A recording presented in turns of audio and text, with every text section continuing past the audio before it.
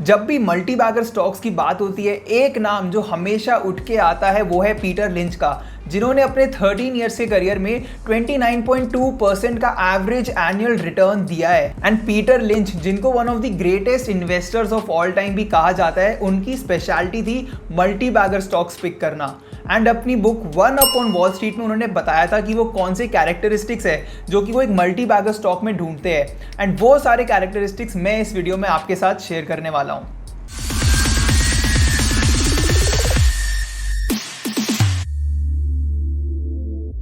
What's up guys, Ayushman this side. So आज की इस वीडियो में मैं आपको बताऊंगा how to identify and pick multibagger stocks like Peter Lynch. And आप में से जो लोग नहीं जानते, पीटर लिंच एक म्यूचुअल फंड मैनेजर थे एंड इनको one of the greatest investor of all time कहा जाता है, जिन्होंने एवरेज 30% रिटर्न दिया था अपने म्यूचुअल फंड के इन्वेस्टर्स को। एंड इनके अंडर के जो एसेट्स थे, एसेट्स अंडर मैनेजमेंट, वो 13 ईयर्स में $18 मिलियन से बढ़ के $13 बिलियन तक इंक्रीज करे थे। एंड पीटर लिंच ने अपनी book one upon wall street, जो कि एक न्यूयॉर्क टाइम बेस्ट सेलर रह चुकी है, उसमें एक पूरा चैप्टर डिवोट किया था on how to identify the perfect stock, how to identify multibaggers. वो कौन से कैरेक्टरिस्टिक्स है जो कि आपको एक स्टॉक में ढूंढने चाहिए जो कि कल एक पोटेंशियल मल्टी बैगर बन सकता है। एंड आगे बढ़ने से पहले मैंने अपनी इस वीडियो में कहा था कि जैसे ही इस वीडियो पे 50+ लाइक्स होंगे, मैं अपने मल्टी बैगर स्टॉक, मेरा जो पहला मल्टी बैगर स्टॉक था, उस पर एक वीडियो बनाऊंगा एंड आपको बताऊंगा उस स्टॉक के बारे में। एंड इस वीडियो पे 50th लाइक मेरे स्पेशल सब्सक्राइबर बिट्टू ऑब्जर्वर ने दिया था,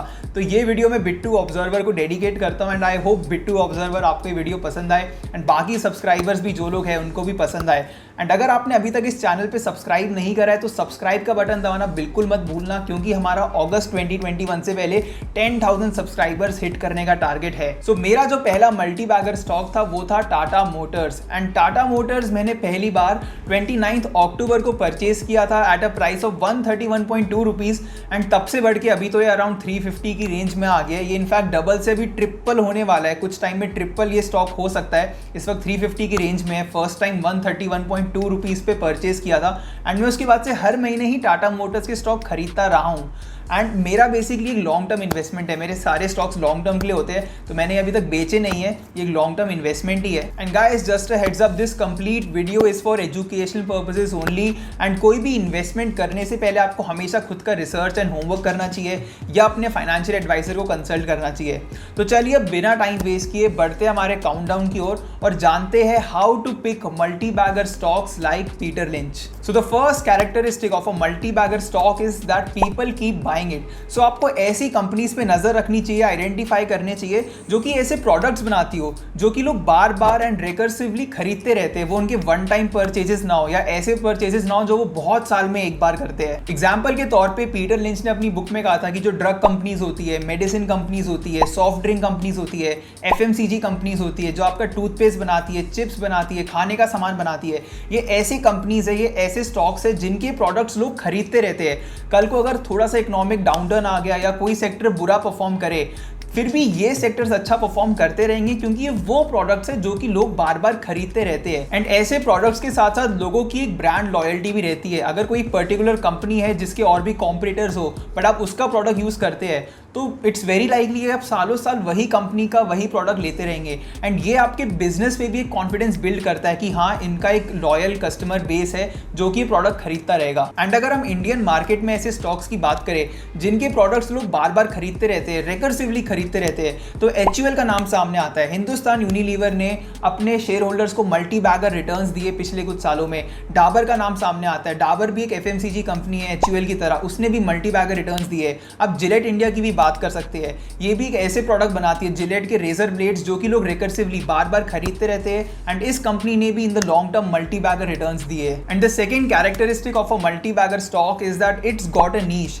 नीश का बेसिकली मतलब होता है कि ये कंपनी एक बहुत ही स्पेसिफिक सेगमेंट में काम करती है। तो आपको ऐसी कंपनीज आइडेंटिफाई करनी चाहिए जिनका जो सेक्टर है, सेगमेंट है, बहुत ही ज़्यादा ब्रॉड नहीं है, बहुत ही स्पेसिफिक सेगमेंट में काम करती है एंड उस सेगमेंट की वो एक लीडर है, उनका एक काफ़ी अच्छा डोमिनेशन है वहाँ पे। एंड ऐसे स्टॉक्स का एक बहुत बड़ा बेनिफिट ये होता है कि क्योंकि एक बहुत ही नीश सेगमेंट में होते हैं, तो इट्स वेरी वेरी अनलाइकली कि कल को एक कंप्लीटली नया कॉम्पिटिटर आ जाएगा एंड एक टफ कॉम्पिटिशन देगा इन स्टॉक्स को जो ऑलरेडी इस नीश सेगमेंट के डोमिनेटर्स है। है। एग्जाम्पल के तौर पे अगर हम लोग सीकेंट कैपिटल की बात करें, जो कि एक एनिमल फार्मा कंपनी है, एनिमल्स के लिए ड्रग्स एंड मेडिसिन बनाती है, इनका एक बहुत ही नीश सेगमेंट है जैसा कि आप देख सकते हैं। एंड इट्स वेरी अनलाइकली कि कल को एक नया कॉम्पिटिटर प्लेयर में आके कल को एक नया प्लेयर कंपटीशन में आके इनका बिजनेस इनसे छीन लेगा या फिर एक डोमिनेटिंग प्लेयर बन जाएगा इस सेगमेंट में। And the third characteristic and one that is very very important in my opinion is that the company is buying back it shares, या फिर the insiders of the company are buying shares of this company.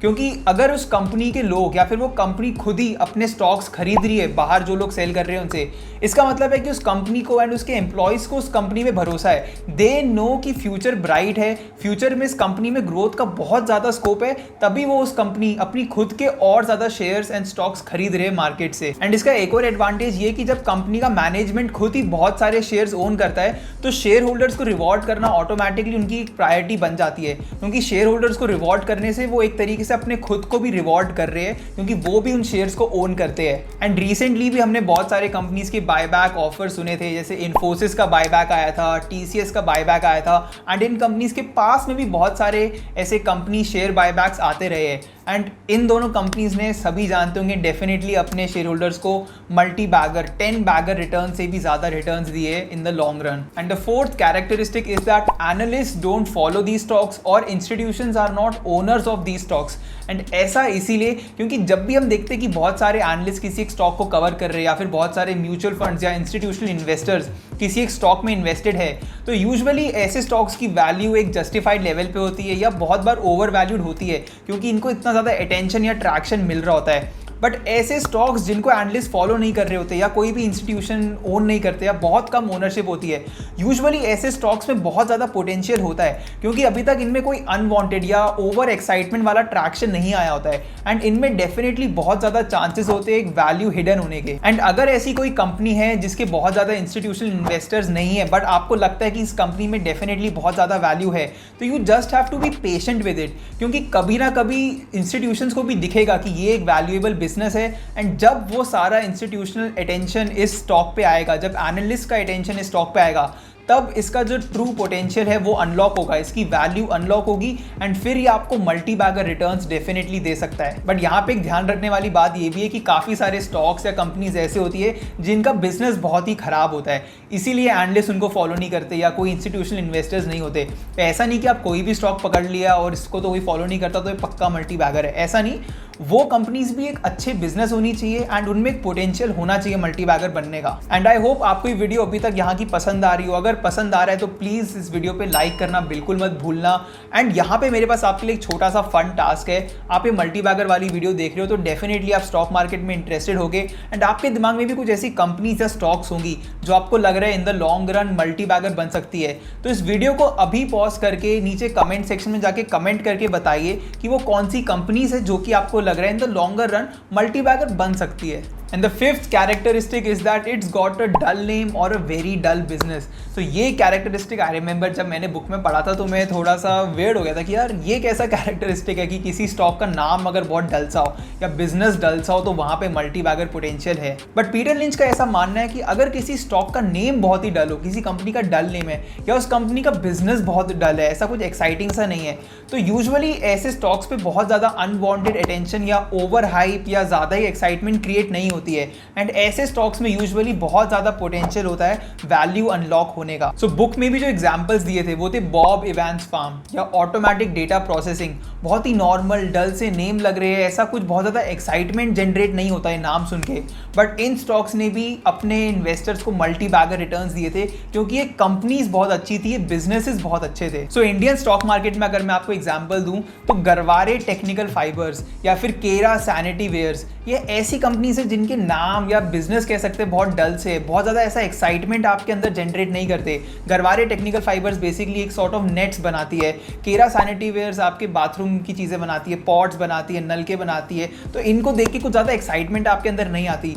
But ये बहुत ही ज़्यादा अच्छे businesses है and in stocks ने अपने investors को in the long run terrific returns दिए एंड मल्टी बैगर बन के दिखाया है। And the sixth characteristic is that it is in a no growth industry. So ये कैरेक्टरिस्टिक पढ़ के भी मेरे को थोड़ा अजीब सा लगा था कि यार अगर किसी इंडस्ट्री में सेक्टर में ग्रोथ ही नहीं है तो वहाँ पे हमको एक मल्टी बैगर स्टॉक कैसे मिल सकता है। सो पीटर लिंच का इसमें आर्ग्यूमेंट ये है कि डेफिनेटली जो हाई ग्रोथ वाले सेक्टर्स होते हैं वो इन द लॉन्ग रन अच्छा ग्रो करते हैं, बट ऐसे सेक्टर्स में इतना ज़्यादा कॉम्पिटिशन होता है, इतनी सारी कंपनीज कॉम्पीट करती है कि बहुत ज़्यादा डिफिकल्ट हो जाता है आइडेंटिफाई करना या बेट करना कि कौन सी company in the long run बाकियों को बीट करके आगे निकलेगी। जैसे अगर हम टेक इंडस्ट्री की बात करें तो डेफिनेटली 2000s के एज में भी और आज भी एक बहुत ही हाई ग्रोथ कंपनी थी, बट 2000 के टाइम पे इतनी सारी कंपनीज थी इस इंडस्ट्री में, इतनी सारी स्टॉक्स थे मार्केट में कि बहुत डिफिकल्ट था ये जज करना कि कौन सी कंपनी बीट करेगी। एंड 95% कंपनीज उस टाइम पे फेल कर गई थी। इवन दो जो सेक्टर है वो बहुत ही हाई ग्रोथ वाला है, सेक्टर ने ग्रोथ दिखाई है, बट कौन सा स्टॉक ग्रोथ दिखाएगा ये डिसाइड करना बहुत डिफिकल्ट हो जाता है। जबकि अगर हम स्लो ग्रोथ वाली कंपनीज की बात करें तो यहाँ पे बहुत ज़्यादा कंपटीशन नहीं होता। यूजुअली जो एग्जिस्टिंग डोमिनेंट प्लेयर्स होते हैं वही मार्केट को डोमिनेट करते रहते हैं। एंड अगर आप एक ऐसा अच्छा प्लेयर आइडेंटिफाई कर ले एक स्लो ग्रोथ इंडस्ट्री में जिसके स्ट्रॉन्ग बिजनेस हो एंड जो आपको लग रहा है इन द लॉन्गर रन अपना मार्केट शेयर बढ़ाती रह सकती है, तो ये कंपनी ऐसा स्टॉक डेफिनेटली आपको in the longer run multi bagger returns दे सकते हैं। And the seventh and the final characteristic is that it is a spin off. So कभी कभी स्टॉक मार्केट में क्या होता है कि जो कंपनीज लिस्टेड होती है जिनके स्टॉक्स होते हैं उनकी बहुत सारी छोटी छोटी सब्सिडरीज भी होती है। सब्सिडरीज को आप मान लो एक छोटी कंपनी विद इन अ बड़ी पेरेंट कंपनी, ऐसी सब्सिडरीज भी होती है। एंड काफी बार ये पेरेंट कंपनीज क्या करती है कि वो अपने सब्सिडरीज को अलग कर देती है, अपने सब्सिडरीज को अलग से लिस्ट कर देती है स्टॉक मार्केट में। एंड ऐसे इंडिपेंडेंटली लिस्टेड सब्सिडरीज को आप लोग स्पिन ऑफ कहते हैं। एंड यूजुअली ये जो स्पिन ऑफ वाले बिजनेसेस या स्टॉक्स होते हैं इनका अंडरलाइंग बिजनेस काफी स्ट्रांग होता है, क्योंकि ये कंपनीज नहीं चाहती कि इनका जो स्पिन ऑफ निकल के जो फेल हो गया अल्टीमेटली उससे उनको बैड पब्लिसिटी मिले। तो बैड पब्लिसिटी अवॉइड करने के लिए जो स्पिन ऑफ वाले बिजनेस होते हैं वो यूजुअली अच्छे ही होते हैं। एंड एक और जो एडवांटेज होता है वो ये होता है कि यूजुअली जो एनालिस्ट होते हैं वो ऐसे स्पिन ऑफ वाले स्टॉक्स को बहुत ज़्यादा इनिशियली ट्रैक नहीं करते जब तक इनमें एक बहुत ज़्यादा अच्छा पोटेंशियल देखा जाए। तो ऐसे स्पिन ऑफ्स में इन्वेस्ट करना इन अर्ली स्टेजेस भी आपको मल्टी बैगर रिटर्न्स दे सकता है। एंड रीसेंट एग्जांपल्स की अगर मैं बात करूं तो मैक्स इंडिया या इन्फीबीम एवेन्यूज ऐसे स्टॉक्स है, ऐसी कंपनीज है जो कि एक स्पिन ऑफ बन के अलग से इंडिपेंडेंटली लिस्ट हुए थे स्टॉक मार्केट पे। एंड इसी के साथ हम इस वीडियो के एंड में आ चुके हैं। एंड ये थे वो कुछ कैरेक्टरिस्टिक्स जो पीटर लिंच आइडेंटिफाई करने के ट्राई करते थे पोटेंशियल मल्टी बैगर स्टॉक्स में। एंड आई होप आपको ये वीडियो पसंद आई। अगर पसंद आई तो इस वीडियो पे लाइक करना एंड इस चैनल पे सब्सक्राइब करना बिल्कुल मत भूलना। Thank you.